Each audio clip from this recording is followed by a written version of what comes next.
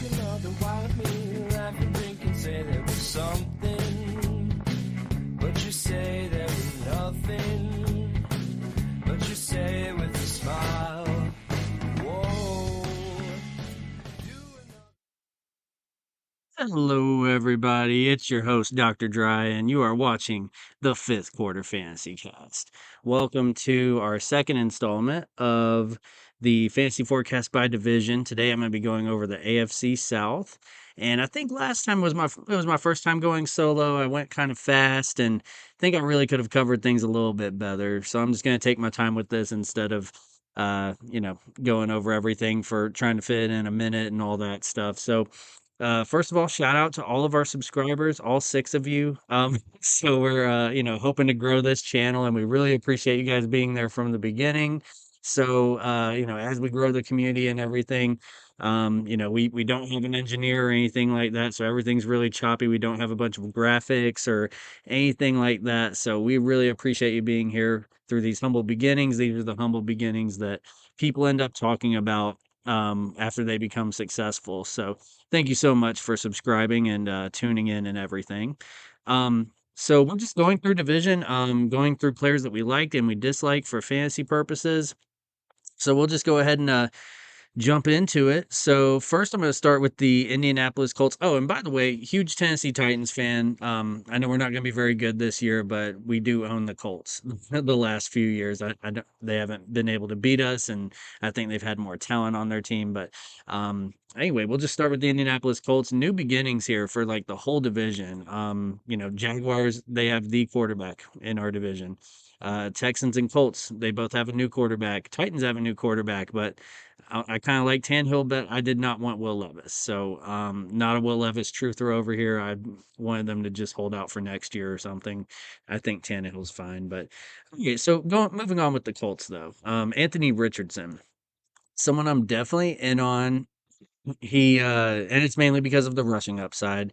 So, anytime you see someone come in here with that generational rushing upside, it's you gotta take that flyer on him. I'm not saying bet the bank on him or anything like that. And redraft, you're probably looking at him as your the QB 12. Maybe you waited too long on quarterback, but you need to hit that home run.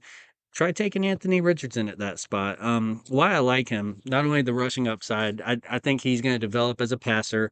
Didn't have the most impressive resume in college as far as the passing goes, but because of that elite rushing upside, and his new head coach was the Eagles OC, Shane Steichen, helped with Hurts's development, which he was a little more further along as a passer, I think, than Richardson is. But I think having someone who's been there and developed that quarterback before will be huge for Richardson. So love him in Dynasty. If you're in need of a quarterback in Dynasty, say, I don't know, you had Tom Brady or something, and you held on to him for that long, and now it's time for someone new, and you didn't have a backup successor or anything. Anthony Richardson might be a good pick though in your rookie draft. Jonathan Taylor, I'm a little lower on him than a lot of people are. A lot of people have him as like the RB 3 or 4, somewhere in there. I probably have him in like the RB 6, 7, 8 range. I think having Richardson in the backfield hurts him a little bit. He's going to be stealing some of those rushing touchdowns. Jonathan Taylor, great running back. He's going at the end of the first, early second. I'd probably, if he slipped to like the end of the second for me, I might be interested then, but just not his current ADP, just not for me.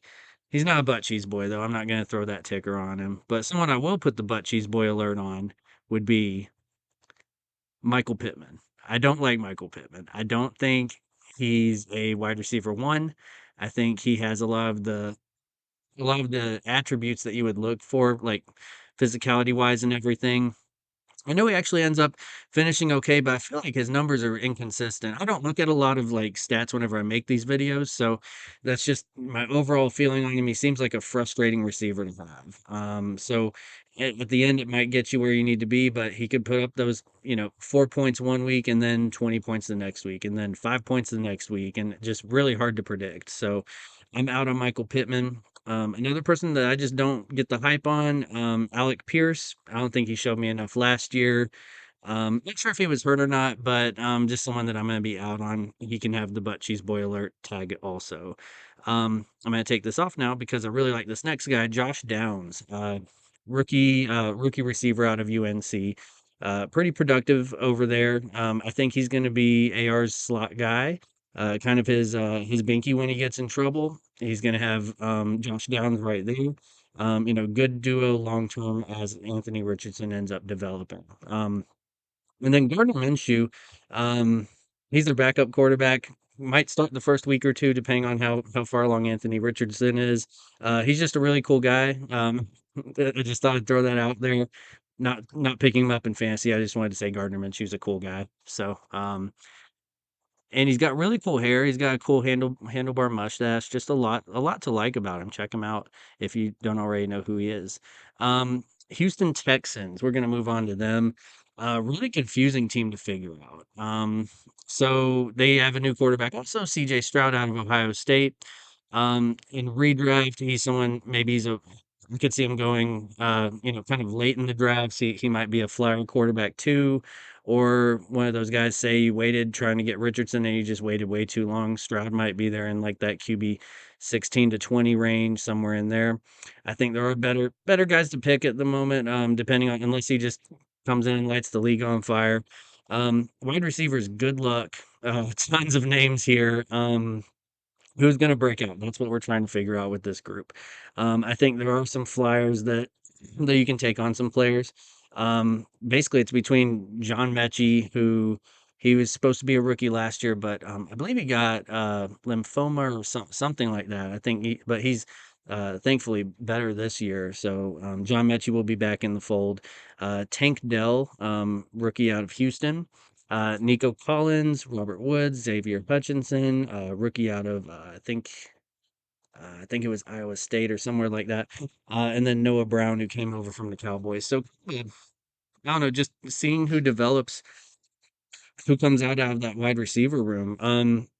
If I had to, say who I'm rooting for, probably John Mechie and Tank Dell. Tank Dell, just insane production out of college. He's really fast. He's got that elite speed. John Mechie, Alabama receiver. It seems like you can't go wrong there for fantasy. So really good tree to pull from. Those Ohio State receivers, those Alabama receivers, Alabama running backs. Pretty much LSU receivers most of the time. So lots of good pedigree there for those guys. One guy I really like. Who it seems like the fantasy community is down on for like no reason, but Damian Pierce. I think he's a really good RB2 that you can have on your team that you can get late. I think he's somewhere in like the running back 20 to 22 range right now in mocks, but basically, I think he's going to finish better than that ADP. I think he's got that high end RB2 upside. I think last year, you saw those glimmers of like, yes, he's a good, violent runner. Like, he's definitely someone who can handled the load and everything. I think game flow kind of worked against him last year. And it's unfortunate Houston was just so bad. It was, they kind of got scripted out of, running the ball and everything. And Davis Mills was having to just chuck it around. So yeah, Damian Pierce, someone I'm definitely in on, someone who's, worth the shot. Um, Next, we're going to talk about my beloved Tennessee Titans. So we have King Henry, great value going into the third round. I think he's someone that you definitely snag up if he falls to you. In fact, go get him in the second round if if there are guys that you don't like, and ADP to be damned, just go get your guy. Like if you see him there and you think he's the best value at that time. I don't think you can go wrong with King Henry. And everyone's thinking that he's just going to randomly fall off this year. And I know he's getting up there in age, where I think he's 27, 28, somewhere in there. Um, Running backs, that number used to be 30, but now teams don't want to pay those running backs past like 27. So you're seeing it a lot with, Dalvin Cook and, other players, walking at that age, or kind of demanding that trade or be paid or something like that. So, King Henry, definitely someone I'm in on, at least this year. Might be the last year we have him. Tyjae Spears, really exciting rookie out of Tulane. I think he is he's going to be a neat gadget player who could get some playing time. So I really like Tajay Spears. I think he'll be involved. I think Tennessee tends to find good running backs. Every now and then we miss, like, we've drafted like Bishop Sankey and other guys, but we do a good job of finding that next running back. I know he doesn't. I think he doesn't have an ACL, so which happened like a couple years before. I think it was like 2 or 3 years ago. He's had some productive college seasons since then, so definitely someone I'm in on there. Um, the Titans have the worst wide receiver room in the NFL. I'm going to put the butt cheese boy alert on the Tennessee Titans receiving core minus Treylon Burks. I love Treylon Burks this year. But everybody else, just guys that a lot of people have not heard of, like Nick Westbrook Akine, don't pick him up on your fantasy team, please. There are way better options. That's our wide receiver too. And then you have a bunch of other just another guys like Jags just everywhere. So definitely, we have like Cody Hollister and like Kyle Phillips, who I think was hurt last year. See how he does this year, but they did nothing to improve that receiving core. D Hop might come over, which would make me take this away. But yeah, that's pretty much out on the entire receiving room in Tennessee minus Treylon Burks. And I'll talk about him for a second. I love a good second year wide receiver. I think he's due for a breakout. He had that pedigree that you look for out of Arkansas last year, and then he showed up to camp just out of shape, and I think he had asthma and he couldn't breathe, and all these different issues. And it was like we traded AJ Brown that draft night and picked him right up, so we were excited right then. And then we get to training camp and we're like, what the hell did we just do? And we did make a mistake. We should have just paid AJ Brown. But they did nothing to help that receiving core.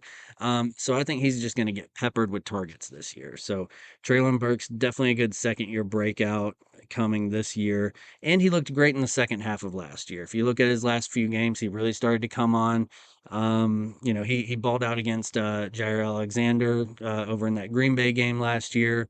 So there's been glimpses. I think he's going to be a really good receiver moving forward. I heard he can breathe this year, so that's always a good thing when playing that position or sports in general.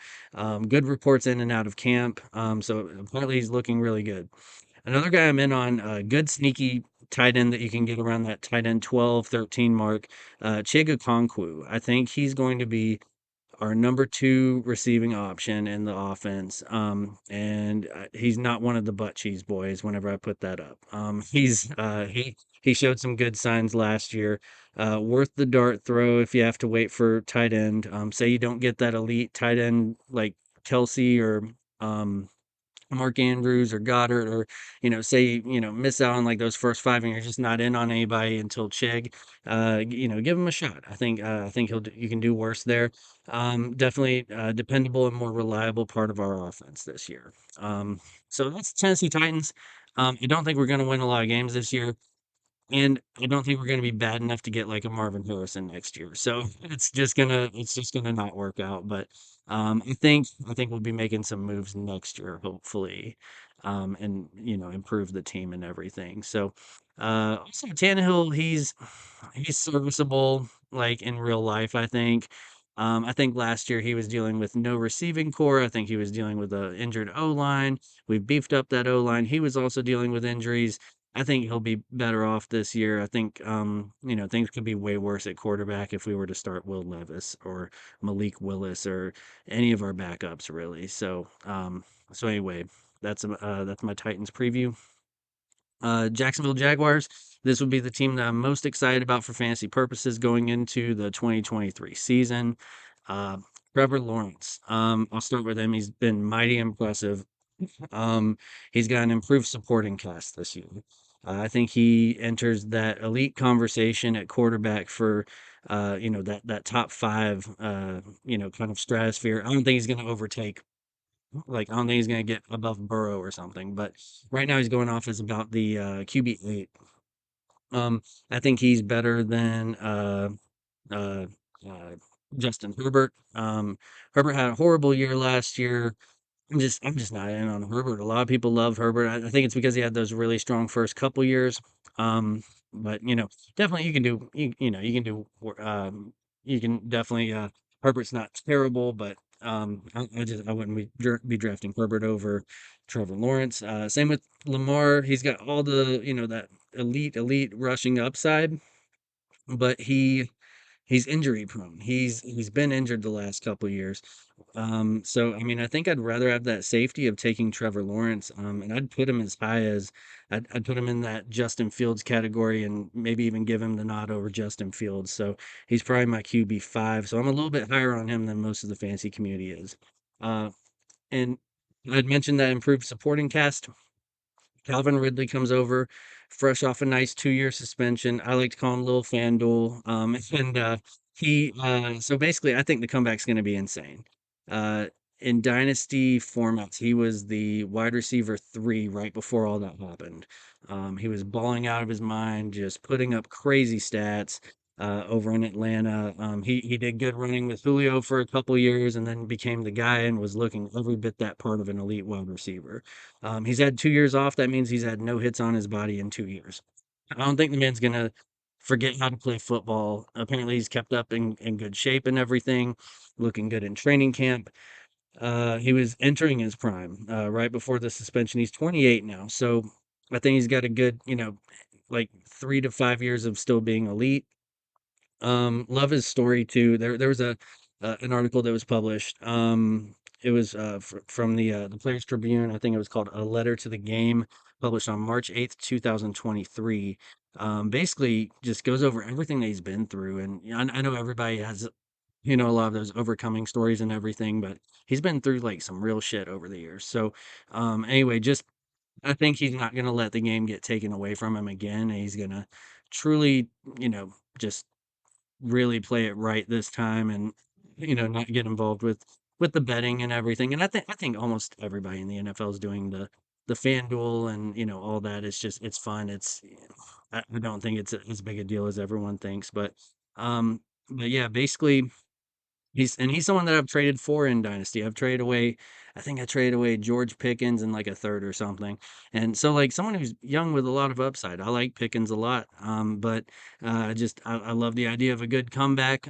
So Calvin Ridley, that's doctor's orders. Draft Calvin Ridley. I don't think you'll regret it. Would be a good stack with Trevor Lawrence too. If you can get them in that, fourth round, fifth round somewhere, like back to back. Calvin Ridley's been going more third, so it might be more of a third and fourth round kind of thing. If it falls that way. Houston Kirk, I think he'll still be relevant. I think he had his best year last year. And he's always been a pretty good receiver. Even in Arizona, he was someone that you could kind of depend on to show up and everything. I think he did have that career year last year. But great, like mid to late pick, somewhere in those middle rounds. I do think it's going to be Calvin Ridley show now. But Travis Etienne and Tank Bigsby, that backfield. I lean Etienne. I still think he's going to get majority of the work, but they did draft Bigsby for a reason.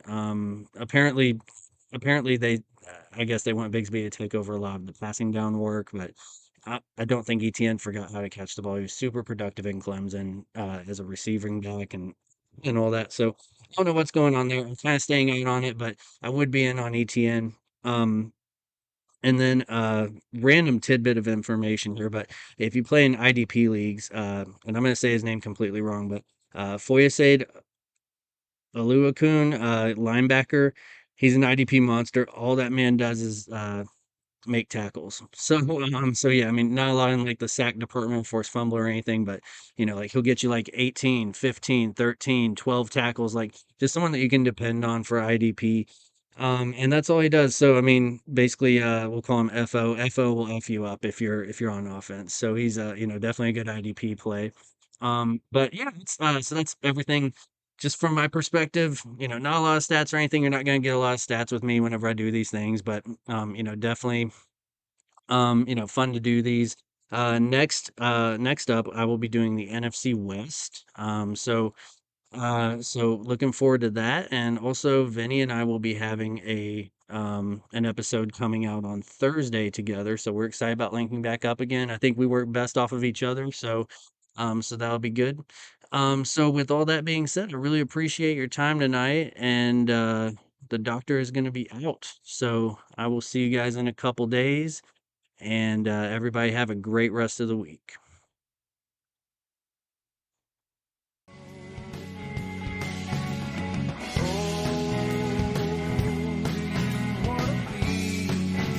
So.